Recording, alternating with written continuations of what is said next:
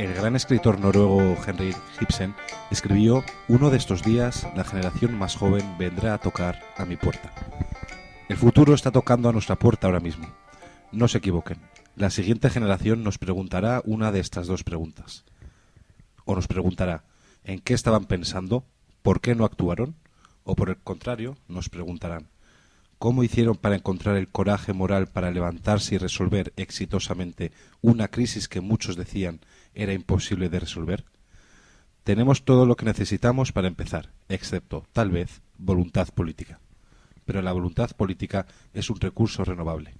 Así que renovémosla y digamos todos juntos: tenemos un propósito, somos muchos. Por este propósito nos levantaremos y actuaremos. Al Gore a la recepción del Premio Nobel de la Paz en 2007. Hoy, con palabras, dedicamos un programa especial al medio ambiente.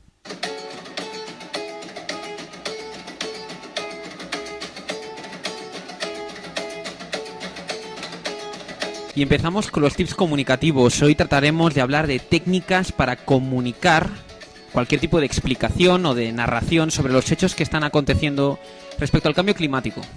Y es que vamos a hablar de 3 puntos clave. En primer lugar, la ejemplificación de consecuencias. En segundo lugar, la exposición de datos impactantes. Y por último, el concepto de la urgencia. En primer lugar, hablemos de la ejemplificación de consecuencias. Voy a hablaros de puntos positivos y negativos. Curiosamente, en el día de hoy, una empresa tan grande como Iberdrola, energética, ha anunciado que trasladará 25.000 puntos de recarga eléctrica para vehículos puramente eléctricos. Y curiosamente esto lo va a hacer antes del año 2021 y dicen que habrá unos 400 puntos de recarga a finales de este mismo año, el año 2019. ¿Qué queremos decir con esto? Que ya no solo las consecuencias están empezando a generar un cambio tecnológico y un cambio de forma de consumo, sino que al mismo tiempo nos vemos alertados por esos elementos negativos que nos están bombardeando constantemente desde los distintos medios de comunicación y que nos hablan de pérdida de especies animales, vegetales, de la calidad de vida, del deshielo de los polos, de las sequías, un concepto que de toda manera en el mundo de la información se está dejando de lado y nos está hablando de los problemas que están teniendo zonas más rurales en distintos puntos de nuestro planeta, la Tierra. Y sobre todo, un punto muy peligroso: el aumento del nivel del mar por culpa del deshielo de los polos. Esto es uno de los elementos que realmente nos alarma, pero vayamos al segundo punto, cuando se exponen datos importantes. Muchos de estos datos no vienen directamente de la actualidad, sino que son puntos pasados que en cumbres anteriores han sido ignorados, como podemos ver de la cumbre de Kioto, y curiosamente, o la cumbre de París, y curiosamente no se ha actuado, o se dice que no se ha actuado de la forma precisa. Y os hablaré de la ONU. Directamente anunció que si en el año 2030 se llegan al aumento de 2 grados centígrados de temperatura en el planeta Tierra, realmente llegaremos a un punto de irreversible. El problema sería irreversible. Así que ya tenemos una fecha límite, año 2030, y una temperatura máxima, 2 grados. Solo para que no nos asustemos, en el año 2016 estamos en 1,1 y actualmente nos encontramos en el 1,3. Así que tranquilidad, estamos cerca. Y además nos queda una cosa que aún es más peligrosa, y es que vuelvo a incidir en este tema: el deshielo de los polos. No sabemos realmente hasta dónde puede impactar aquello. La gente que no cree en el cambio climático dice que esto ya pasó. Yo solo digo una cosa: esperemos no volver a escribir la misma historia. Y vayamos al último punto, la urgencia. Eso sí que realmente los elementos en los que la comunicación de alguna manera agita al oyente.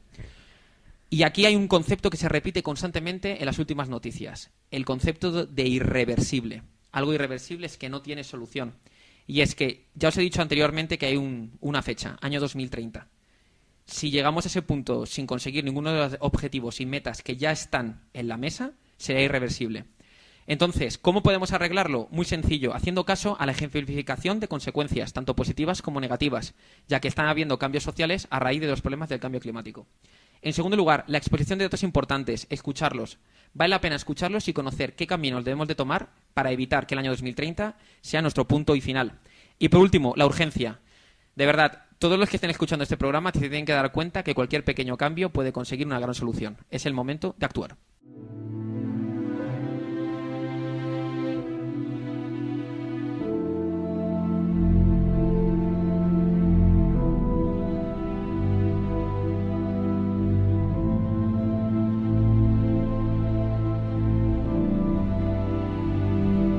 Siempre hemos hablado que el cine y cualquier arte intenta transmitir la realidad, incluso puede hacer una denuncia de la realidad a través de las pantallas, de la música, de los diálogos, es decir, de la obra completa del cine. No sé, Paco, hoy si en el lenguaje del cine nos traes contenido audiovisual que genera conciencia o todo lo contrario. ¿Qué tal, Pablo? Buenas tardes. Efectivamente, en el mundo del cine, como bien has dicho, tenemos muchísimos ejemplos que se encargan principalmente, obviamente, de denunciar toda la situación relativa al cambio climático. Tal vez no centrándose de forma específica en el cambio climático, sino en sus consecuencias, sus orígenes o incluso la acción directa que puede tener sobre las personas.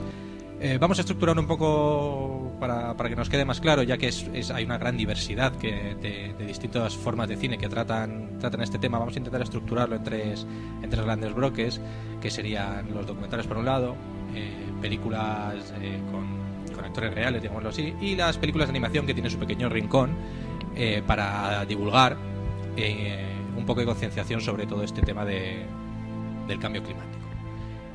A la hora de hablar de los documentales, es obvio que lo primero a lo que hay que recurrir es al que yo creo que nos viene a todos a la cabeza, el documental por antonomasia, que denuncia la situación del cambio climático, que es Una verdad incómoda, y su segunda parte de Una verdad más incómoda. Bueno, ya sabemos este documental protagonizado por Al Gore,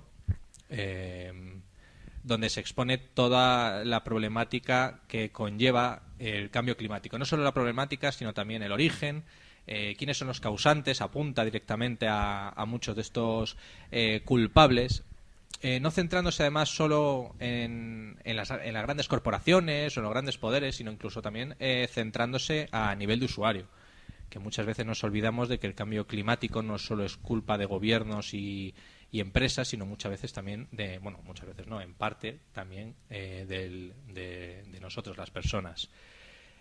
Del documental hay que decir que, sin duda, lo más interesante es que, por más que sea el más famoso o el que nos viene todos a la cabeza, no fue el primero, ni mucho menos. Antes de él hubo otros. Sin embargo, sí que fue el que tuvo un claro afán divulgativo. Fue el que hizo un verdadero esfuerzo por concienciar a la generalidad de las personas. En cualquier caso, es un documental bastante recomendable, aunque hay que decir, todo sea cierto, que no está exento de polémica en cuanto al tratamiento científico, que hay que decir que así lo hace, en cuanto al tratamiento científico que hace de ciertos temas de los que habla. Tenemos también uno que está muy bien, uno muy recomendable, de Leonardo DiCaprio, que se llama Antes de que sea tarde. Recordemos que Leonardo DiCaprio está nombrado por la ONU embajador del medio ambiente, embajador del cambio climático. Sigue un poco la línea del documental de Al Gore, de Una verdad incómoda, pero desde un punto de vista más personal. Es decir, aquí acompañamos a Leonardo DiCaprio a lo largo de distintas localizaciones en las que él puede observar de primera mano, y nosotros con él, esas consecuencias del cambio climático.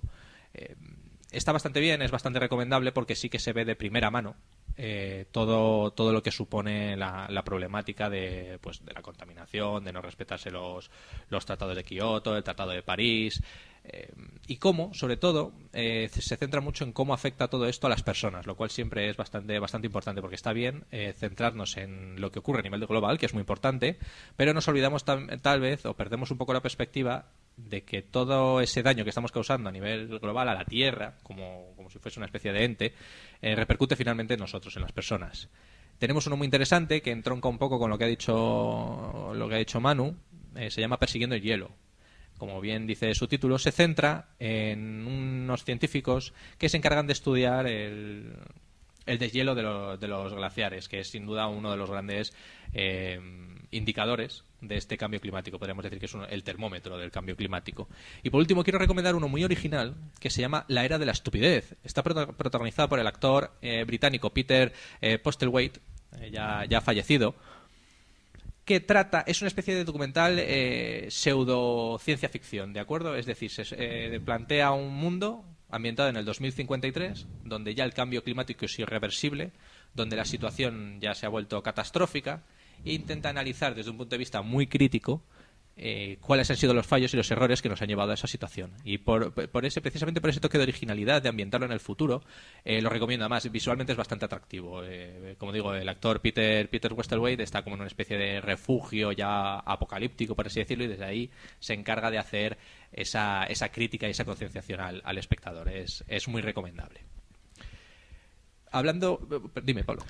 Yo, la verdad, cuando decías lo de los documentales, cuando has señalado que el documental de Al Gore era el que igual es el más famoso porque marca un antes y un después, yo igual para ver un poquito de aprendizaje de comunicación en esos dos puntos, como la figura de un expresidente de Estados Unidos que se presenta a la campaña de la Casa Blanca con un discurso medioambiental que fue muy criticado por ello, pero por lo menos hace para visibilizar el tema.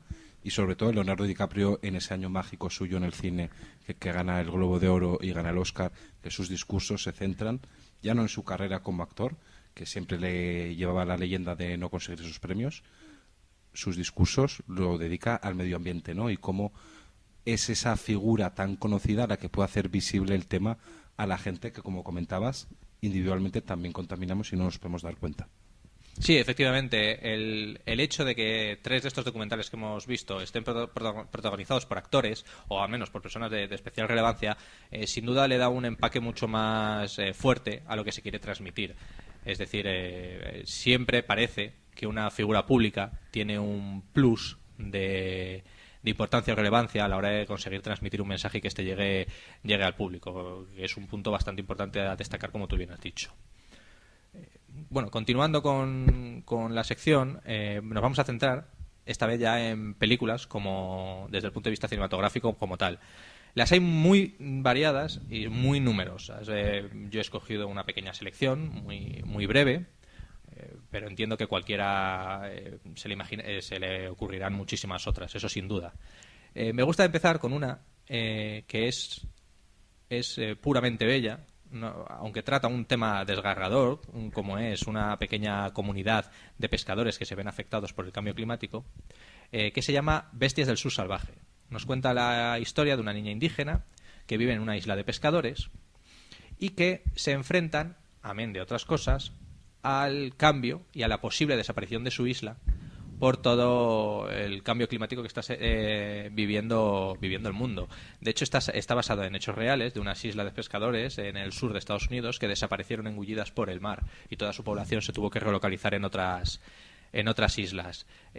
Digo que es muy bonita porque la película está, por más que trata ese hecho tan catastrófico como es el cambio climático y sus consecuencias, lo hace desde el punto de vista, desde los ojos de una niña, mezclando un poco de fábula, mezclando un poco de mito, y consiguiendo con ello que el relato sea a la vez que desgarrador, un poco entrañable, por así decirlo. Es una forma muy original de verlo y que de verdad recomiendo muchísimo, porque la niña debe tener 8 o 10 añitos, es una niña súper pequeña y actúa que es extraordinario, es realmente recomendable. ¿Por qué en el cine siempre coger a una niña pequeña o a un niño pequeño hace como que empaticemos más con la situación? No sé si os habéis dado cuenta, porque es un recurso bastante utilizado en bastantes películas. ¿Qué se genera? Por ejemplo, en el caso de La lista de Schindler, se coge la figura de la niña vestida de rojo, como tenerlo como un foco. Yo creo que al fin y al cabo, aunque tú madures, es un adulto y son los adultos son los que tienen la posibilidad de tomar decisiones, yo creo que la figura de la vulnerabilidad de un niño, de que al mismo tiempo tú eres un adulto pero también fuiste un niño y que el niño es el futuro, yo creo que es lo que engloba a que se sitúe, ¿no?, el foco de la persona que puede ser que lo sufra y que no tenga un futuro después. Entonces, yo creo que al fin y al cabo es como que te pone en la balanza el resultado que tú puedes causar a alguien, pero que aún tienes posibilidades de corregirlo. Y además que tiene esa vulnerabilidad, como has dicho, y sobre todo que es inocente, en el sentido de que no tienen los convencionalismos sociales que van a tener luego los adultos. Es decir, ve el mundo de una forma simple, sencilla.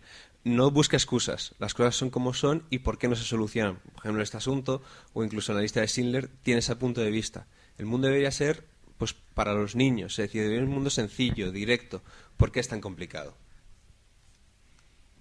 Bien, efectivamente, como bien ha dicho Pablo y han dicho mis compañeros, básicamente el atractivo de toda película, no solo de esta temática, sino de cualquier otra temática, es precisamente esa inocencia y esa simpleza, que muchas veces ayuda a transmitir el mensaje de forma mucho más directa y mucho más simple, sin adornos, sin ningún tipo de complicación, y que ayuda a que la idea se quede mucho más, se quede de forma más estable en las mentes.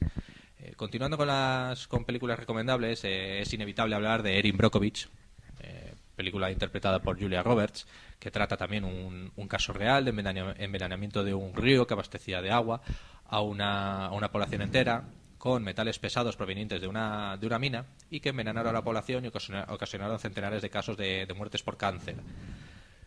En este caso, el lenguaje es completamente distinto al que usaba la película que hemos venido hablando hasta ahora, Bestias del Sur Salvaje. Es directo, es un lenguaje mucho más científico, es un lenguaje también legal. Vemos como constantemente es una lucha entre distintas leyes, unos pequeños abogados y una gran corporación, incluso una lucha periodística. Vemos como Erin Brockovich, que es al fin y al cabo una periodista, está intentando luchar por desenmascarar y llevar a la luz todas las consecuencias negativas que se están desprendiendo de esta situación. No olvidemos además que, como he dicho, está basado en un hecho real, con lo cual al visualizarlos podemos darnos cuenta del empaque real que tienen todas estas situaciones, por muy surrealistas que parezcan, cómo nosotros somos capaces de hacernos daños no solo al planeta, sino incluso a nosotros mismos. En ese aspecto es bastante cruda, es bastante realista, porque vemos que no solo sufren daños, como hemos dicho hasta ahora, no solo sufren daños el medio ambiente, incluso las personas adultas, sino muchos niños están enfermos. Yo no sé si esto lo habéis visto vosotros o... Sí, yo tuve la oportunidad de verla y creo que es una película que, en primer lugar, marcó mucho a la hora de que luego se hicieran protestas, tanto por otras minas o otro tipo de fabricación química o demás que afectaban a otras ciudades. Y en segundo lugar, ahí lo que tú decías, Paco, y apuntabas, que hay una especie como de compendio, ¿no? Tanto leyes, periodismo, etcétera, etcétera, que de alguna manera crea una estructura que más adelante se ha utilizado para, por ejemplo, hacer firmas para cerrar una central nuclear o para cerrar una mina, o para ir en contra a lo mejor algún laboratorio farmacéutico que ha contaminado un río y eso ha provocado la pérdida de la pesca de río de un pueblo. Entonces, al fin y al cabo, un poco marcó un antes y un después y mostró un elemento que es clave, la movilización social, que es posible, que muchas veces la gente piensa que es una película y no es una película, es real. Efectivamente, muestra una parte muy importante del cambio climático y de la protección del medio ambiente, como bien has dicho, que no solo es centrarnos en concienciarnos y en movilizarnos, en actuar. Todo eso se hace a través, como tú has dicho, de acciones colectivas, al fin y al cabo. La siguiente película de la que me gustaría hablar rompe radicalmente con las dos que hemos visto hasta ahora. Es una película que no se centra tanto en hablar del cambio climático, de hecho no es su punto fuerte, va por otros derroteros, pero trata un tema que sí que tiene que ver y está estrechamente unido al concepto de cambio climático, como es la conexión que hay entre el hombre y la naturaleza. Estoy hablando de Capitán Fantastic, de Viggo, una película de Viggo Mortensen. Como comento, la película se centra en otra serie de consideraciones, pero su personaje transmite durante la película y a sus hijos ese amor y esa necesidad que tiene el ser humano de volver a conectar con la naturaleza. Es decir, es muy difícil que nos concienciemos del mal que estamos haciendo al planeta si hemos desconectado de él, si no vivimos en él, si no sabemos lo que es. No se puede uno concienciar, no se puede uno responsabilizar de aquello que desconoce. Es por eso que creo que la película es muy recomendable, para que nos concienciemos todos un poquito, para que recuperemos todos un poco esa conexión con la naturaleza. Además lo hace todas las partes de la película que se centran en él con sus hijos en conexión con la naturaleza. Digamos que es una especie de fábula, es una especie de juego, es una especie de... a mí me recordaba un poco a Peter Pan en el bosque, es decir, cambia radicalmente la estética, cambia radicalmente la forma de filmar la película cuando los personajes están en la naturaleza con su padre, a cuando están, bueno, no quiero hacer destripes, cuando están en otras situaciones. Así que, como digo, aunque sí es cierto que no se centra en el cambio climático, sus consecuencias de forma estricta, sí que aboga por esa parte que yo al menos creo que es fundamental para poder concienciarnos todos con el respeto por el planeta, que es conectarnos otra vez con la naturaleza, sobre todo hoy por hoy que estamos tan alienados por la tecnología. Quería coger el guante que habías dicho, Paco, sobre un poco la desconexión de la sociedad. Hay un momento en la película que van a la ciudad y de repente los niños dicen: ¿qué pasa? Que toda la gente que vive aquí está enferma, porque ve a todo el mundo obeso. Entonces, curiosamente, ves como Capitán Fantastic, que es un poco el padre de la familia, intenta que esa desconexión ellos, es decir, sus hijos, no la tengan.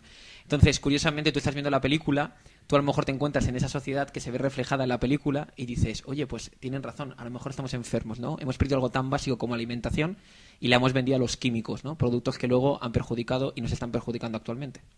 Efectivamente, la película se basa mucho en ese contraste que hay entre la pureza de la naturaleza y, digamos, el vicio y la corrupción de la civilización en las grandes ciudades, entiéndase. Así que ya digo que si queréis ver algo distinto, pero que tiene un mensaje igualmente concienciador, es muy, muy recomendable. Capitán Fantastic, que si no recuerdo mal, creo que fue la película más puntuada en Film Affinity el año pasado, de mejor calidad. Es que mientras hablabas estaba pensando yo, ¿por qué siempre a la hora de comunicar el orador o la persona que lanza el mensaje intenta crear imágenes o intenta crear palabras para que el público esté cómodo y le guste, ¿no? Porque es un principio de persuasión, ¿no? Que tus mensajes siempre vaya acompañado a lo que al público le guste. Y aquí, en esta película, justamente unos chicos son vilipendiados por la sociedad porque son diferentes, ¿no? Y era un punto que me apetecía aportar porque creo que conecta.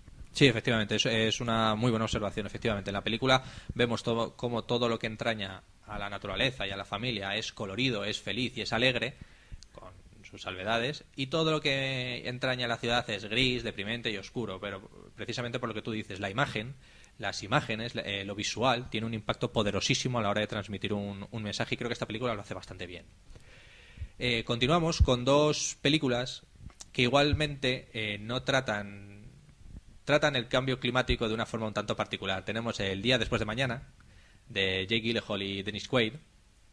Se centra básicamente en que el mundo ya ha colapsado climáticamente, el mundo ha colapsado en cuanto a contaminación, y estamos ya finalmente ante lo que es un apocalipsis en sentido estricto, un apocalipsis en la Tierra.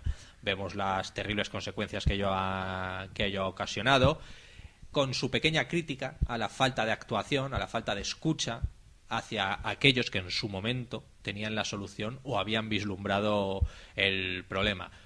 No tiene grandes discursos, no tiene grandes escenas, pero sin embargo sí que sirve para tal vez mostrarnos lo que, si bien ahora consideramos que no es más que una película, puede que el día de mañana se convierta en algo real, y que espero que nadie desee.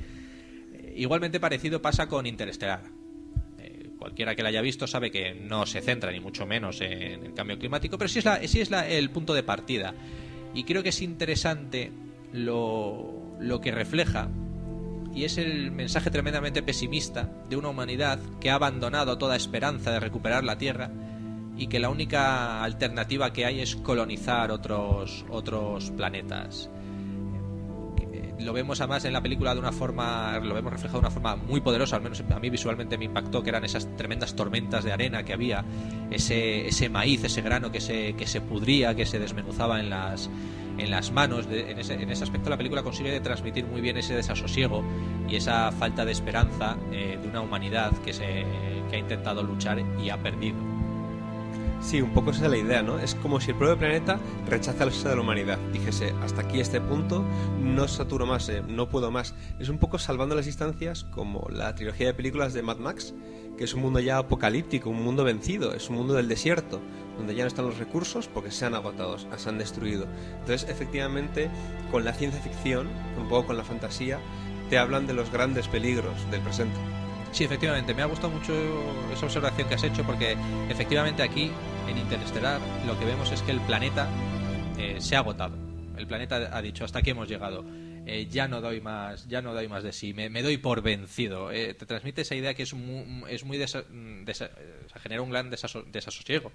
Es decir, hasta entonces siempre se nos plantea al ser humano como el causante de ese mal, pero esta vez lo que vemos es un planeta Tierra que directamente se ha agotado, se ha dado por vencido, lo cual transmite una idea bastante terrorífica. Sí, perdona, Pablo. A raíz de Interestelar y el día de mañana, la gente que niega el cambio climático o que va en contra de que esto esté sucediendo, diciendo que son ciclos naturales de la Tierra, quizás estas dos películas pues les da un poco de apoyo. Y quiero decir por qué. Porque sin destripar nada de la película, por supuesto, para aquellos que no lo hayan visto, los dos finales pues dejan entrever, porque al final en cualquier intervención en público, en cualquier discurso, lo que dices al final es la verdadera moraleja, es el verdadero objetivo del mensaje, ¿no? Porque es la conclusión de todo lo que ha sucedido. Y creo que ambas dan a entender que aunque la Tierra colapse, la humanidad sobrevive. Entonces creo que es un punto que me gustaría que decir también que igual hay películas que aunque pueden denunciar el cambio climático, desde otro punto de vista hay gente que las puede tomar como un apoyo a decir que no existe.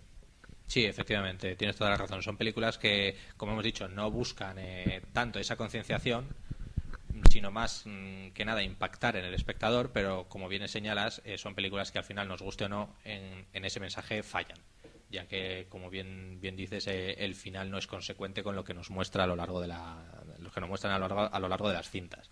Pero bueno, en cualquier caso, para mostrarnos lo que puede llegar a ocurrir, creo que cumple su cometido. Terminamos este análisis de películas señalando la película Tomorrowland. Admito que la película tampoco es de las que se centra en el cambio climático, pero sí tiene un punto de inflexión a partir de cierto momento de la película en el que se desgaja el argumento, en el que uno de los personajes hace una disertación bastante interesante, porque el mundo futuro que él ha visto, no voy a entrar en explicaciones para no destripar, el mundo futuro ha sufrido un colapso, se ha venido abajo, y hace un pequeño discurso que creo que es muy elocuente y que voy a pasar a comentar, voy a pasar a narrar. Dice así: su tierra se derrumba a su alrededor. Tiene epidemias simultáneas de obesidad y hambruna. ¿Cómo explicas eso? Las abejas y las mariposas empiezan a desaparecer. Los glaciares se derriten. Las algas aparecen por todas partes. Los canarios de las minas están cayendo muertos y no se quieren enterar. En todo momento existe la posibilidad de un futuro mejor, pero ustedes no se lo creen. Y como no se lo creen, no hacen lo necesario para que se haga realidad. Es decir, vemos un poco esa idea de que realmente quienes tenemos la culpa de todo esto somos las personas, que no hemos llegado a tal punto de concienciación, y por concienciación me refiero no solo a pensar, Dios mío, el planeta se está muriendo, sino a actuar, que es muchas veces lo que nos falla. Todos estamos concienciados y todos sabemos que hay que reciclar, hay que llevar a cabo políticas de baja contaminación, pero a la hora de la verdad no actuamos. Y este discurso básicamente lo que viene es a criticar todo eso, esa dualidad tan extraña que existe en la sociedad y esa falta de actuación total que existe por parte de las personas y que han llevado a que se produzca esa situación en el mundo. No sé si en ese aspecto lo habéis visto, ¿qué os parece? Curiosamente, se lo comentaba antes de empezar el programa a Paco, esa película había hace un mes más o menos, salió por la televisión y fue uno de los únicos momentos que de verdad me despertó atención la película, porque la película hay momentos como que desconectan mucho con el espectador y a veces hay como incongruencias de guión que no entiendes muy bien.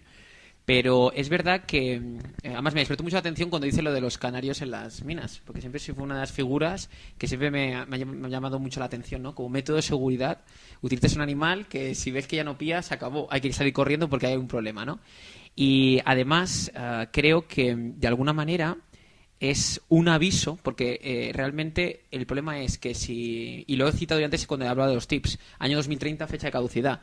Pasa lo mismo, ¿no? Hay un aviso, pero la gente no reacciona. Entonces, es curioso el ver como que alguien te está explicando, oye, sabemos quién es el sujeto activo del problema, sabemos quién realmente puede dar una solución. La damos y todo continúa igual. Entonces, fue una cosa que me llamó mucho la atención de la película. Efectivamente, como bien dices, la película en sí, perdonen a quien le guste, pero es una medianía.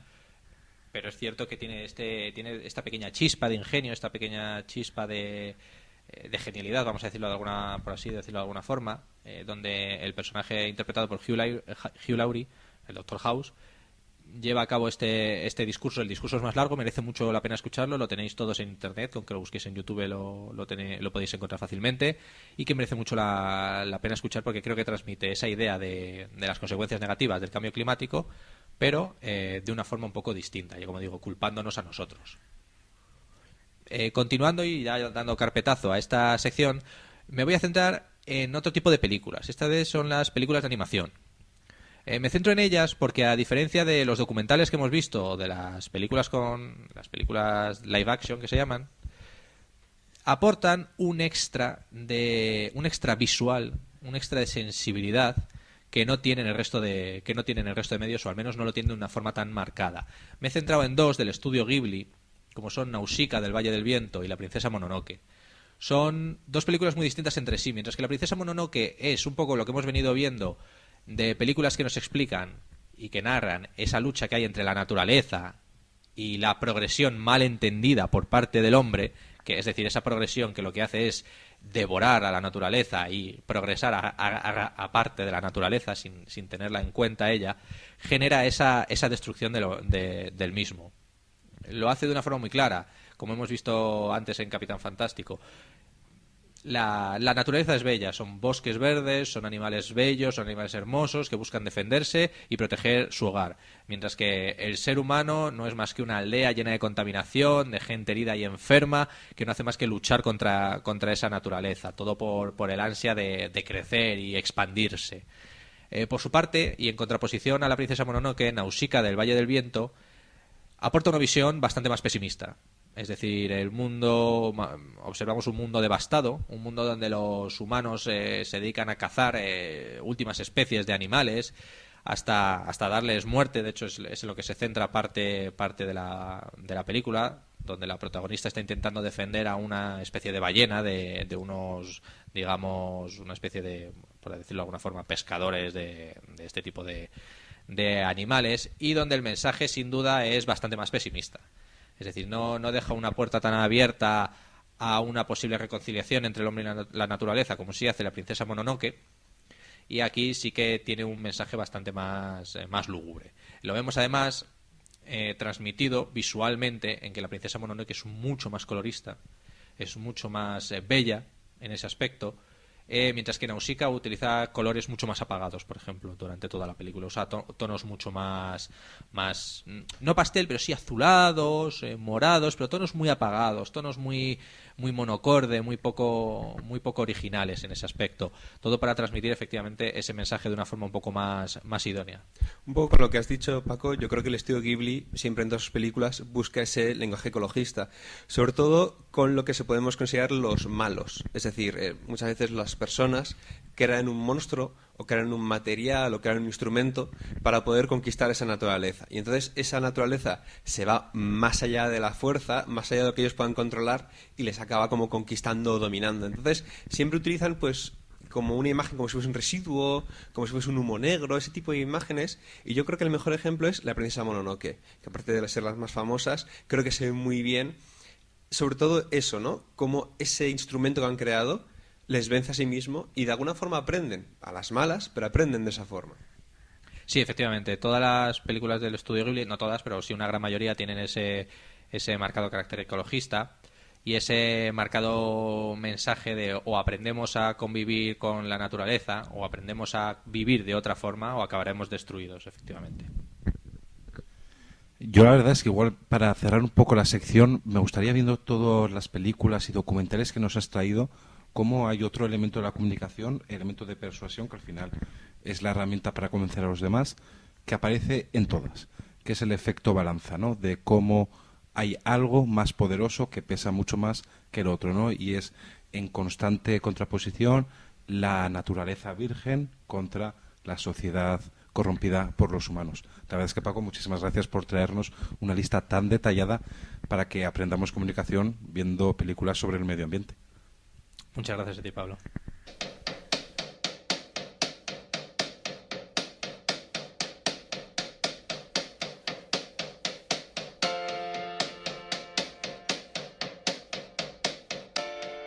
Y en la sección de a fondo, Leire Ochoa, ¿nos vas a enseñar a hacer arengas comunicativas para que la gente empiece a reciclar, por ejemplo? Algo así. Exactamente no es eso, pero por ahí van a ir los tiros. Porque, como bien apuntas, el concepto en torno al cual todo va a girar es el concepto de reciclaje. Desde muy niños nos han enseñado que una de las vías más fáciles mediante las cuales podíamos intervenir positivamente en el medio ambiente era a través del reciclaje. El concepto de reciclaje es muy interesante porque además nos dota de una capacidad que en un principio los seres humanos no teníamos, que es la capacidad de otorgarle a las cosas una segunda vida. Entonces, creo que este es un concepto que además se presta mucho para trabajarlo en otros ámbitos y, sin ir más lejos, en el ámbito del discurso. ¿Podemos reciclar discursos que habíamos escrito en un momento y los podemos utilizar, darles una segunda vida para utilizarlos por segunda vez? Creo que cuando planteamos esta pregunta, lo primero que se nos viene a la mente es el reciclaje más básico, es decir, un discurso que utilicé en un contexto, utilizarlo para otro. Pablo, te querría preguntar, ¿es esto recomendable? ¿Es recomendable un texto que escribimos para leerlo ante un público, reciclarlo y utilizarlo para leerlo ante otro? Si los públicos son totalmente diferentes, depende del contexto. Si fuera ahora mismo un político que me lo preguntara, le diría, hombre, por supuesto, dado que vas a tener que repetir el discurso 30 días seguidos, lógicamente recíclalo, utilizando las partes más potentes y adaptándolas al medio a donde vas. Pero yo personalmente, yo solamente reciclaría el discurso ante el mismo público o por lo menos ante el mismo receptor del mensaje que quiero enviar. Por ejemplo, si con mi abuela cuando cumplió 50 años le hicimos un discurso, qué bonito sería que parte de ese discurso en el cumpleaños de sus 85 aniversario apareciera, ¿no? Aquí han salido aspectos muy interesantes en tu intervención. Para empezar, el concepto de adecuación, de que todo texto y discurso debe adecuarse al oyente, a la edad del oyente, a los conocimientos previos que trae, a la situación comunicativa, etcétera. Entonces, por ejemplo, como decías, todo se ata a los contextos. Sí, me parece una medida muy inteligente decir, tengo un exordio maravilloso que me sirvió muy bien para esta situación y creo que esta otra también se presta. Bueno, lo voy a repetir. Pero vayamos a ver, por ejemplo, este caso en el mundo de la política.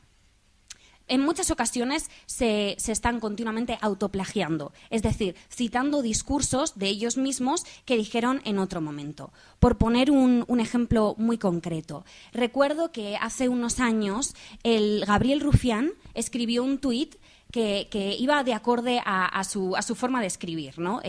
Pues pretendía ser divertido, jugaba, tenía como un doble sentido las palabras que utilizaba, tenía algo de meollo. Él se le notaba que estaba contento con ese tuit que había escrito, hasta el punto que decidió utilizarlo en todas sus siguientes intervenciones. Que le entrevistaban al día siguiente para un periódico, volvía a decir esa frase. Que tenía una intervención en el Congreso, volvía a decir esa frase. Que entraba en directo en un programa de televisión, volvía a decir esa frase. Entonces, una oración que en un principio había sido muy ocurrente, de pronto se convirtió para mí en un hartazgo, porque en 3 días la escuché en muchísimos medios. Entonces, ahí me parece que el problema estaba en el reciclarse cuando eres una persona pública a la que muchas personas escuchan.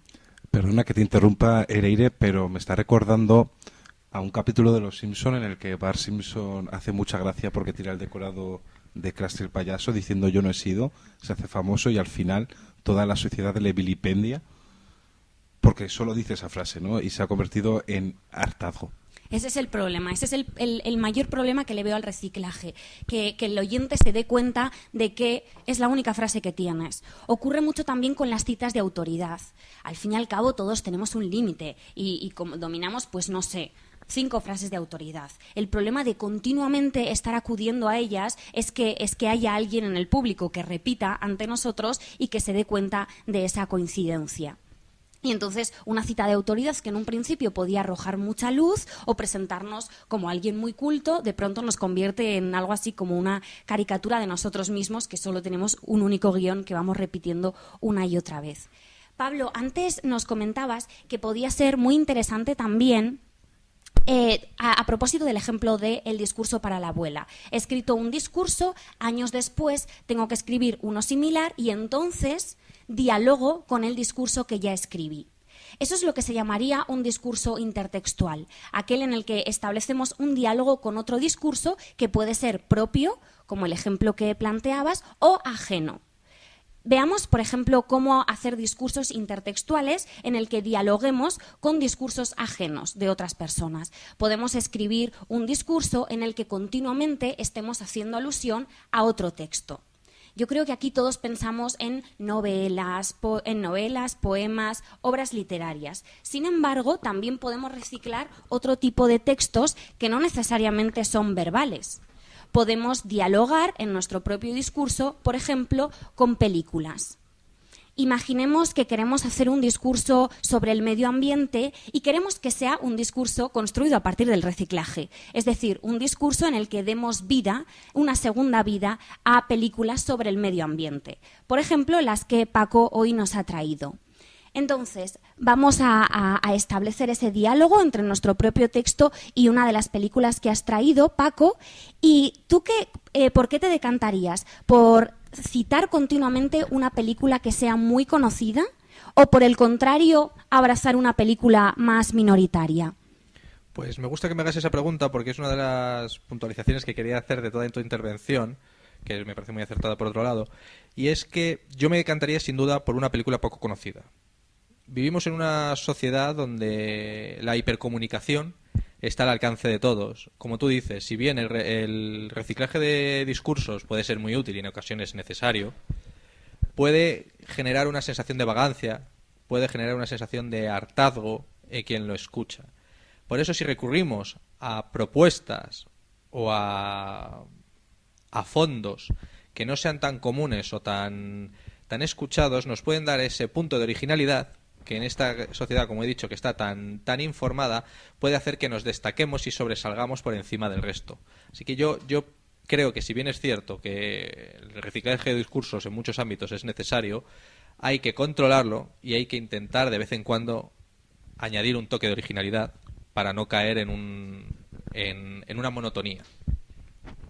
Creo que sabemos, cuando escribimos un discurso y hacemos referencias culturales, por ejemplo, a una película muy minoritaria, sabemos que lo hemos hecho bien cuando alguien del público, al llegar a casa, lo primero que hace es buscar esa película. Creo que cuando somos espectadores o cuando formamos parte de un público, nos gusta muchísimo más reconocer que conocer. Experimentamos un goce en el reconocimiento.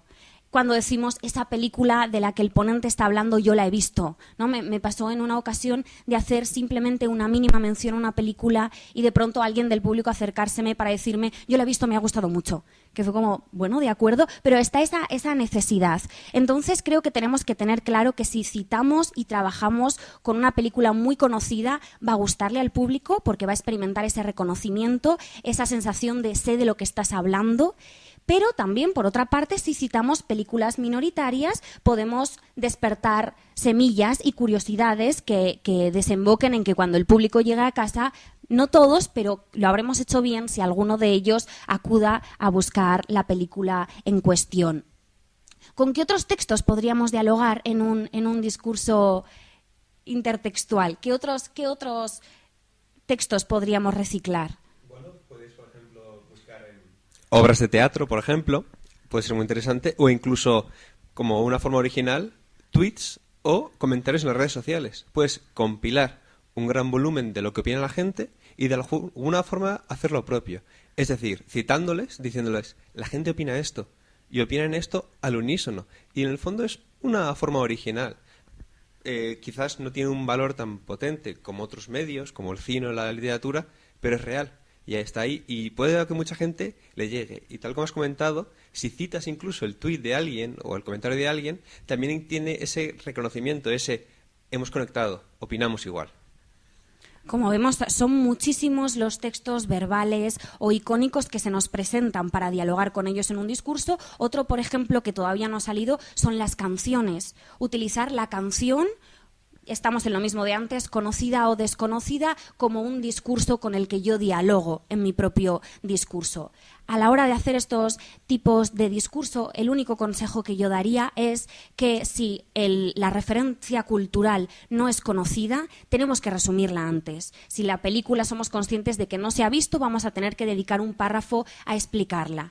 Por el contrario, si sabemos que es una película que se ha consumido en masa, yo no perdería tiempo en, por ejemplo, resumirla, o brevemente con unas líneas bastaría. Y eso es todo. Creo que el reciclaje, como decíamos, es una forma muy interesante de intervenir en el mundo para cambiarlo a mejor, y es también una vía muy interesante para andar a la hora de escribir discursos, siempre con su aspecto más positivo y con el aspecto más negativo. Pero si los dominamos, podremos jugar con ellos y obtener un buen resultado.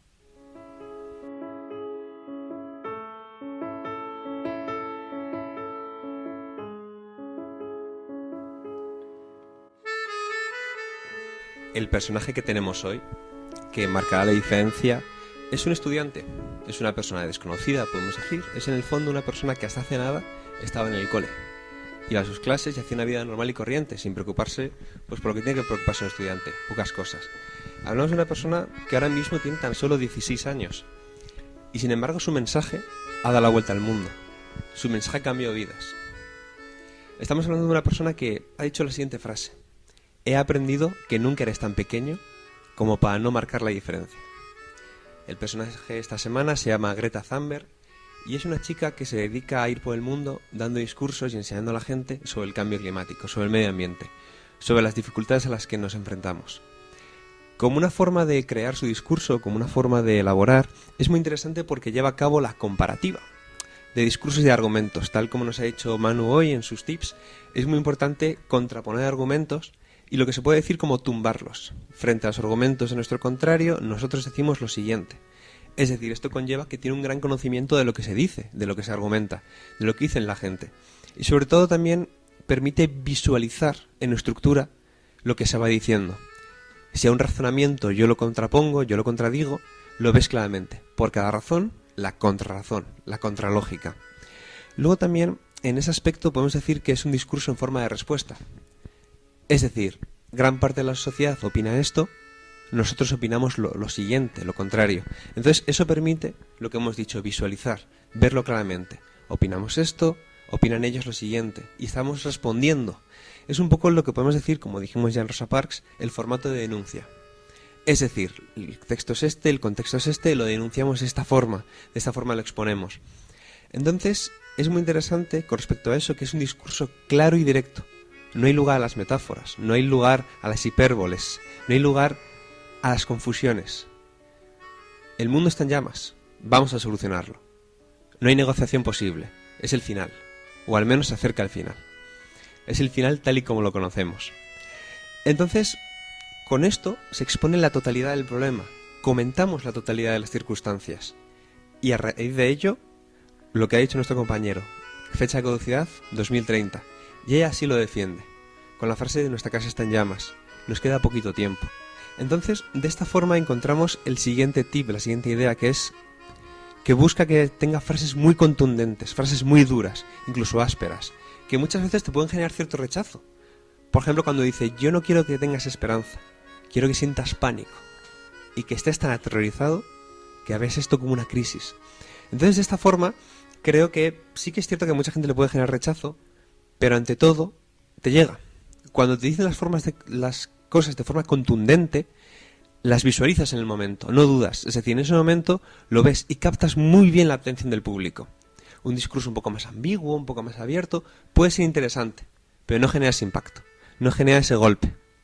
Entonces, de esta forma, también es muy interesante que cuando ella habla en público, cuando hace sus intervenciones, en todo momento tiene un clarísimo contacto visual con su público. Es decir, lo lleva todo por escrito porque son discursos muy bien armados, con frases muy complicadas. Además recordemos que ella es de Suecia y los hace todos en inglés, en otro idioma, sus discursos, para que sean más internacionales. Y aún así, no se traba, no tiene complicaciones al hablar y en todo momento tiene un contacto visual constante con su público, no pierde la mirada. Ni tampoco se va a leer el discurso. Lo aprende, lo conoce, lo entiende y lo transmite lo mejor que puede. Estamos hablando de una persona que tiene 16 años y se está enfrentando al mundo, no a una pequeña población. Entonces, como conclusión, es interesante ver cómo a lo largo de la vida vamos aprendiendo a hablar, vamos aprendiendo a exponer y a contar las cosas. Y aquí en Con Palabras siempre hemos hablado muchas veces de personas que a lo largo de su vida, de su carrera, han ido aprendiendo poco a poco. Cuando hablamos de Pinterest, recordamos y dijimos que con 40 años se subió por primera vez a un escenario, rompiendo con todas esas barreras. Entonces, de esta forma, Greta Thunberg ha conseguido con 16 años lo que a todas las personas nos lleva una vida a conseguir, que es sencillamente exponer ideas y decirlas. Entonces, únicamente decir eso, que nunca seas lo suficientemente pequeño como para no marcar la diferencia. Bueno, chicos, ¿cómo resumiríais el programa de hoy en una palabra? Yo diré un número: 2030. Para mí, concienciado. Urgencia. Lucha. Ya sabéis que hacemos esto porque nos encanta contar historias para que vosotros contéis las vuestras.